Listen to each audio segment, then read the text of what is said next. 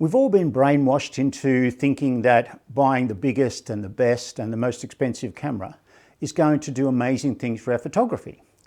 I'm going to tell you that purchasing a $100 second-hand camera could be the best thing you ever do and will allow you to get images that you just can't get with your high megapixel, latest fangle-dangle DSLR or mirrorless camera.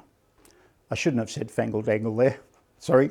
The reason for this is that if you've got a $5,000 camera lens combination, or even more expensive than that, you're less likely to want to take it out into risky situations. At the beach, on a boat, in dusty conditions, you'll usually keep your camera locked up in the camera bag or leave it at home, and you just won't be getting any images in that situation.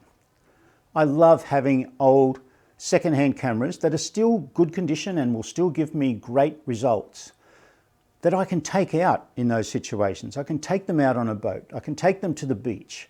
I can take them to other places that I can get amazing images from, even risky situations. If I'm out in the surf, I often shoot out in the surf. When I'm doing swimsuit photos, I've got waves crashing over me. I don't want to waste a good camera in those sort of situations. Salt water is not the best thing for cameras. I don't take my more expensive full-frame camera out there. I'll take my $100 camera with my kit lens, and if anything happens to it, I've lost $100. But there's a chance that I'm going to get amazing images from that situation because not many other people would be there. I've put my cheap camera into a multitude of different risky situations. I regularly put it up into a tree and shoot downwards onto my subject. I hang out of the window of my car and shoot images. I bolt it to the tow bar, I bolt it to the bonnet, I bolt it to the roof rack. All sorts of things that I can do with that camera to allow me to get images that I wouldn't get if I was too precious and wouldn't want my expensive camera to be there. I also bolt it to the back wheel of my son's mountain bike and have him ride through the bush while I take images with my remote shutter release. If I'm shooting in the city at night, I mean, I live in a fairly safe city, but still, chances may be that I may get mugged. Somebody might come along, or a gang of people might come along, pinch my gear.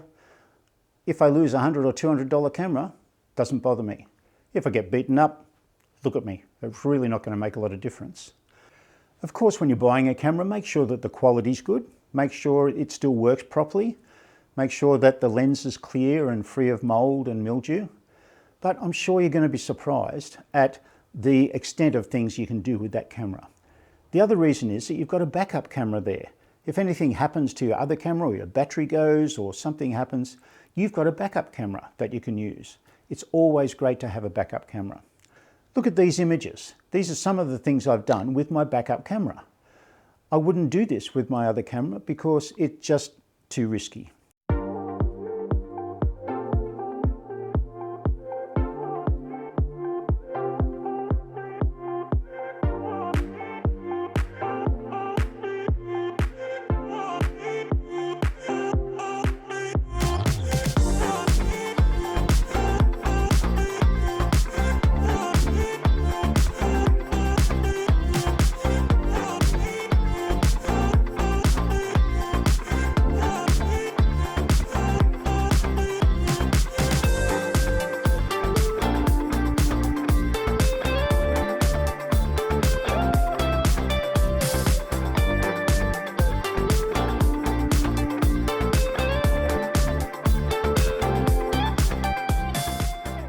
So take my advice.